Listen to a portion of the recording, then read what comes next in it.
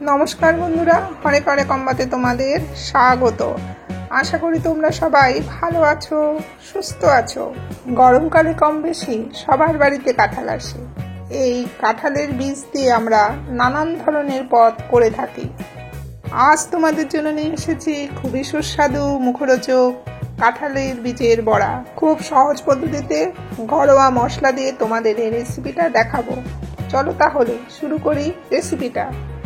কাঁঠালের বীজের ওপরে যে সাদা খোলাটা দেখো অর্ধেক করার সাথে সাথেই আলগা হয়ে খুলে এসেছে। এবার সরু সরু করে কুচিয়ে নিচ্ছে।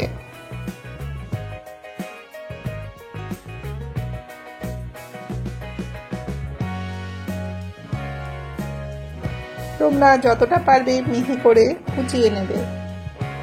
100 গ্রাম মটর ডালকে ধুয়ে সারা রাত ভিজিয়ে রাখা হয়েছিল। এবার মিক্সিতে সামান্য জল আর একটা কাঁচা লঙ্কা দিয়ে পেস্ট করে নেওয়া হয়েছে। কেটে রাখা কাঁঠালের বীজগুলোকে ভালো করে ধুয়ে তুলে নিচ্ছে। কাঁঠালের বীজ দিয়ে শুটকি মাছ বর্ষাকালে দারুণ লাগে। খুব তাড়াতাড়ি এই ভিডিওটা তোমাদের কাছে নিয়ে আসবো। কেটে রাখা কাঁঠালের বীজগুলোর মধ্যে ডালের পেস্টটা ঢেলে দিল 2 খানা কুচনো কাঁচা লঙ্কা। এখানে 1 চামচ হলুদ গুঁড়ো নেওয়া হয়েছে। এখন দিল 1/2 চামচ হলুদ গুঁড়ো। অ্যাড হলো 2 চামচ বেসন।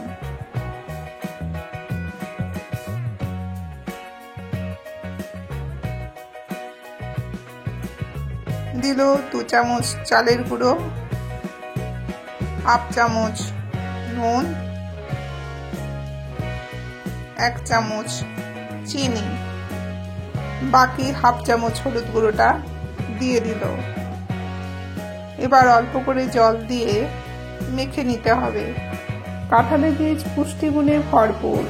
এটা হজম শক্তি বৃদ্ধি করে, রোগ প্রতিরোধ ক্ষমতা বাড়ায়, ত্বক ও চুলের স্বাস্থ্য ভালো রাখে।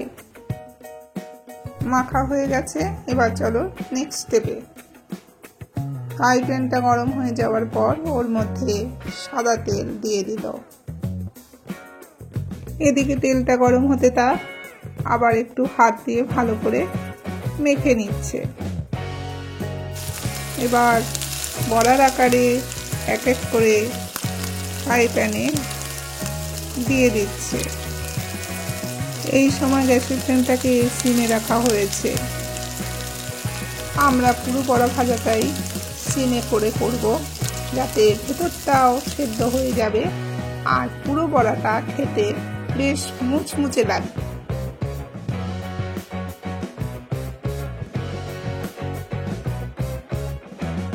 আমরা একটু উল্টে পাল্টে লাল লাল করে ভেজে নেব।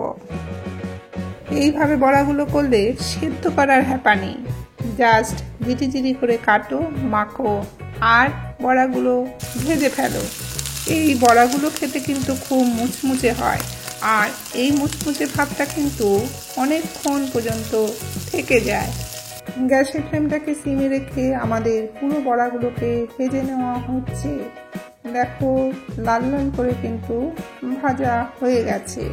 এবার এক এক করে তুলে নিচ্ছে। আমাদের প্রথম ব্যাচের বড়াগুলো ভাজতে মোট 19 মিনিট সময় নিয়েছে। প্রথম ব্যাচের বড়াগুলো ভাজা শেষ। এবার পরের বড়াগুলো একই পদ্ধতিতে ভেজে নিতে হবে। যে কোনো বড়া ভাজা কিন্তু ভাজতে ভাজতে একটা দুটো খেয়ে নিতে হয়। আর এই বড়াগুলো একটু মিষ্টি মিষ্টি ভাব থাকে তো, আর কুড়মুড়ে দারুণ লাগে খেতে। ডাল ভাতের সঙ্গে এটা যেমন খেতে খুবই ভালো লাগে, তেমনি চায়ের সাথে স্ন্যাক্স হিসাবেও কিন্তু অনবদ্য। তোমরা একবার মুড়ি মাখার সাথে খেও। মুড়িটা কিন্তু আচারের তেল দিয়ে মাখবে, তারপর বড়াটা মুখে দিয়ে খাবে। খাওয়ার পর বলো ঠিক কেমন খেলে। রেসিপিটা কেমন লাগলো কমেন্টে জানিও। রেসিপিটা ভালো লেগে থাকলে পরিচিতদের মাঝে শেয়ার করার অনুরোধ রইল। দরাজ মনে একটা লাইক দিয়ে দিও। আপাতত তোমাদের কাছ থেকে বিদায় নিয়ে নিচ্ছি। আবার দেখা হচ্ছে নতুন এক ভিডিওর সাথে।